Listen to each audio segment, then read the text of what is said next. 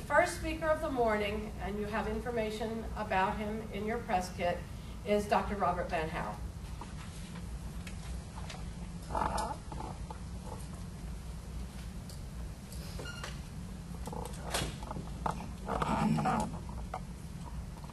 The glasses are a sign that you're getting old. Good morning, and thank you for letting me be a part of this important event. Today we're here to celebrate. We're here to celebrate that every human is an autonomous person worthy of respect, and more specifically to celebrate the dignity and autonomy of infants, who should have the same rights to be protected from unwanted intrusion and the right to make their own decisions about their own bodies. We're here to change the way society views children, particularly infant boys, in regards to circumcision. Circumcision is not a benign medical procedure like a vaccination, but it's a culturally loaded amputation of a highly significant functional body part. Common sense tells us that as a normal part of the human anatomy, the foreskin is valuable. Before cutting it off, there needs to be a compelling public health threat that outweighs the infant's right to security of person and to bodily integrity. But where is that threat?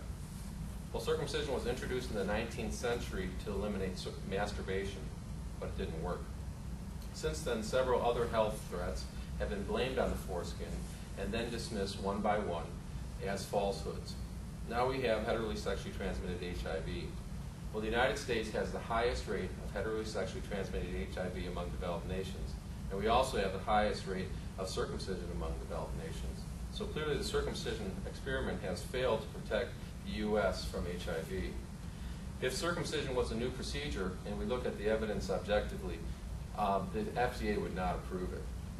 Yet there is a small vocal group calling for universal amputation of the foreskin. They compare it to a vaccination, but the comparison really falls short because the average adult is willing to get vaccinated against disease, but most adult males are unwilling to become circumcised. More importantly, vaccines are effective while circumcision is not.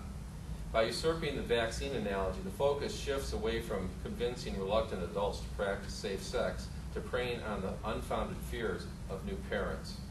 Infants and children, unless they're sexually molested, do not get sexually transmitted infections or HIV.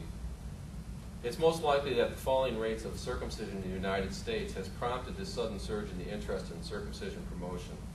The circumcision experiment was failing in the United States, so researchers had to move to Africa where the latest health threat, the AIDS crisis, was at its zenith.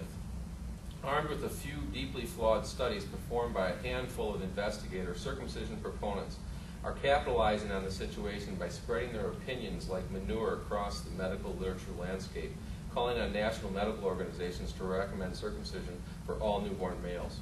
But newborns don't get sexually transmitted HIV, so why can't the baby make the choice when he's old enough to make the choice for himself? Circumcision is the most commonly performed surgery in the United States, yet it's nearly impossible to have a rational discussion about it. Only recently, with the open discussion of female genital cutting, are Americans beginning to realize that genital cutting is wrong, regardless of the child's gender. To have a rational discussion, all the facts need to be on the table, not just those that the editors of our medical journals or those running the Centers for Disease Control see fit. Our culture has to stop portraying normal genitalia as dangerous, foreign, and filthy. The word needs to get out that the foreskin is the most precious, sensitive portion of the penis. As a friend of mine put it, it's not the wrapper, it's the candy. The word has to get out that it's all right for a child to be different than their fathers. We have to celebrate our differences. I have two sons.